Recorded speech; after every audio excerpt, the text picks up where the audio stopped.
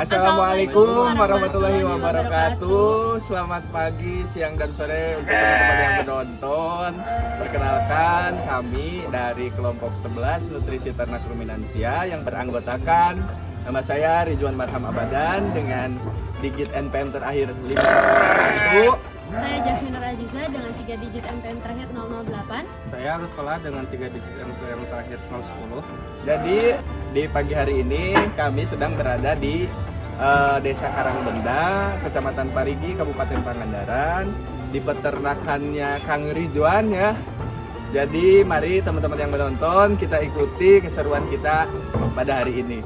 Ya, selamat menyaksikan. Selamat menyaksikan.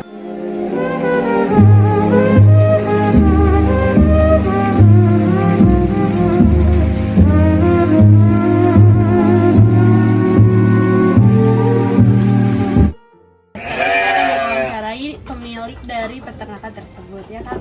Dari nama peternakannya itu apa, terus kapan berdirinya, terus pemiliknya siapa yang benar itu, jumlah tenaga kerjanya, kemudian dari luas lahan dan lokasinya itu gimana Kak? Peternakan ini awalnya adalah peternakan kelompok. Dulu itu anggotanya ada 10 orang dan total ternaknya itu 21 orang. Total ternak. Iya, total ternaknya 21 ekor maksudnya. Bukan 21 orang ya. Cuma kan kebetulan ini ada di tanah milik keluarga saya gitu, dan kebetulan lahan di sini itu masih cukup luas pada waktu itu.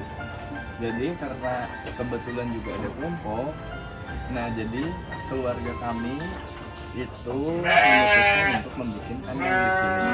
Alhamdulillah sampai hari ini dari tahun 2022 ke 2023 itu ya, di 2022 akhir itu kami mendirikan kandang. Alhamdulillah setelah berjalan sampai sekarang 9 November 2025, populasi di sini itu ada 70 ekor. Gitu. Untuk tenaga kerjanya sekarang ada berapa Kak? Untuk tenaga kerja yang bekerja di sini itu ada 2 orang. Untuk pemberian pakannya yang wajib pagi dan sore itu hijauan. Juga kadang kita pakai juga ampas tahu. Jadi kita tidak menggunakan bahan pakan yang terlalu mahal-mahal, cukup dengan rumput segar. Nah, untuk pakan yang lain sebetulnya kita juga menggunakan ampas tahu. Biasanya di sini diberikan ampas tahu itu setiap hari itu pagi dan sore. Begitu juga untuk hijauan segar. Jadi diberikannya pagi dan sore. Bagaimana sih sistem pemeliharaan yang digunakan dalam usaha peternakan di sini? Terus yang kedua, berapa lama periodenya? Terus skala usahanya bagaimana?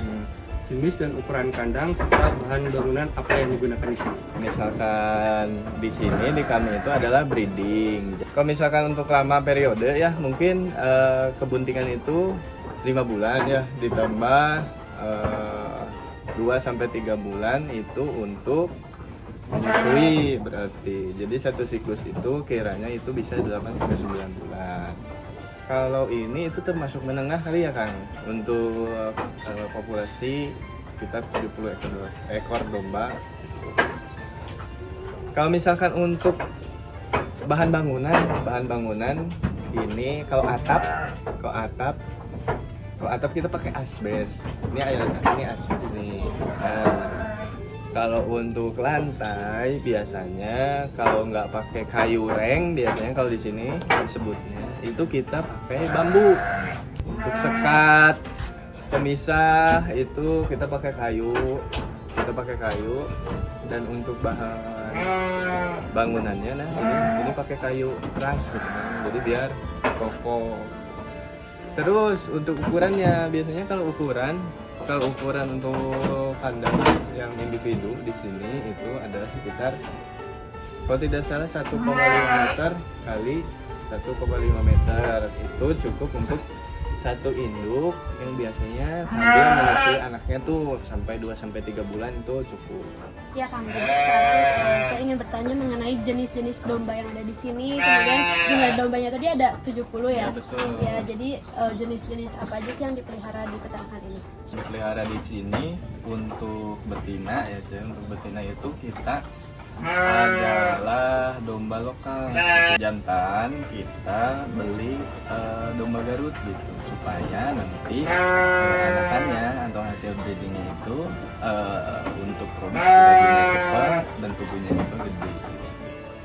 Asal-asal ternak ini tuh pada dari mana sih, Kak? Kalau misalkan untuk yang lokal sebetulnya untuk betina itu dari di Kabupaten Pangandaran sendiri itu banyak. Untuk jantan itu dulu kami pernah ke Garut. Cuma di Garut itu saya lupa lagi di peternakannya siapa dan di mananya. Tapi kalau untuk domba Garut yang kami beli dari Pangandaran. Bagaimana sih Kang manajemen pakan di sini? Terus jumlah pakannya yang diberikan dan waktu pembeliannya itu bagaimana? Oke, kalau misalkan pemberian pakan biasanya kami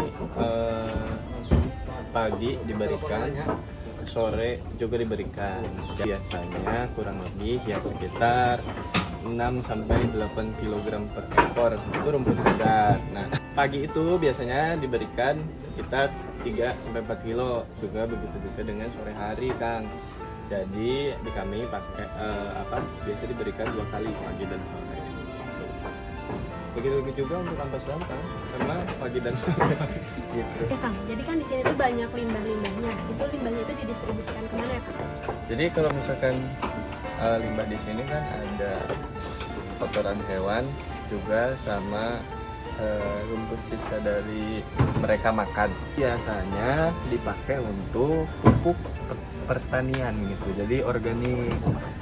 Kalau misalkan ada limbah dari sini kita manfaatkan untuk pertanian tersebut. Sebagai pupuk organik berarti. Sebagai Ya? pupuk organik, betul. Jadi kita bisa hemat pupuk tuh, Cek.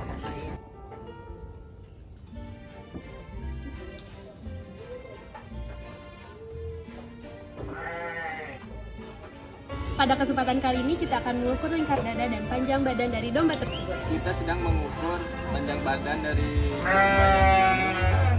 Kita dapat sekitar 90 cm. 90 cm itu panjang badannya. Lingkar dada. Lingkar dada. Tapi dombanya ini nggak bisa diam, jadi kita harus handling dulu ya. Lingkar dadanya kita dapat 92 cm untuk domba yang satu ini. Ya, jadi sekarang kita mengukur untuk panjang badan yang domba yang kedua. Untuk domba yang kedua kita dapat panjang badannya 77 cm. Sekarang mengukur lingkar dadanya.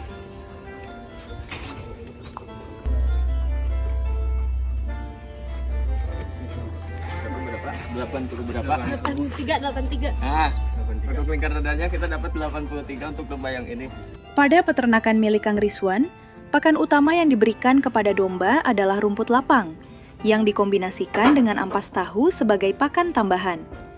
Dengan kandungan sebagai berikut tercantum dalam tabel, hal ini membuat ampas tahu layak digunakan sebagai pakan tambahan untuk meningkatkan performa pertumbuhan domba. Selanjutnya dilakukan pengukuran bobot badan domba menggunakan rumus Arjo Darmoko tahun 1975. Hasil pengukuran menunjukkan domba memiliki lingkar dada 92 cm dan panjang badan 90 cm. Dengan estimasi bobot hidup 76,18 kg. Berdasarkan standar kebutuhan, domba seberat itu memerlukan 2,32 kg bahan kering, 1,20 kg TDN, dan 0,205 kg protein kasar per hari. Namun, pemberian pakan nyata baru sekitar 1,2 kg BK, 0,564 kg TDN, dan 0,132 kg PK. Artinya, kebutuhan nutrisi belum terpenuhi dan perlu penyesuaian ransum agar pertumbuhan optimal. Oke, alhamdulillah kegiatan kita pagi hari ini selesai ya, Ce. Ya betul, untuk setelah mengunjungi peternakan ini ya. Ya, Semoga dari apa yang kita tampilin tadi bermanfaat. bagi semua teman-teman yang menonton video ini. Ya betul. Kami dari Kelompok 11 pamit undur diri ya semuanya. Wassalamualaikum warahmatullahi wabarakatuh.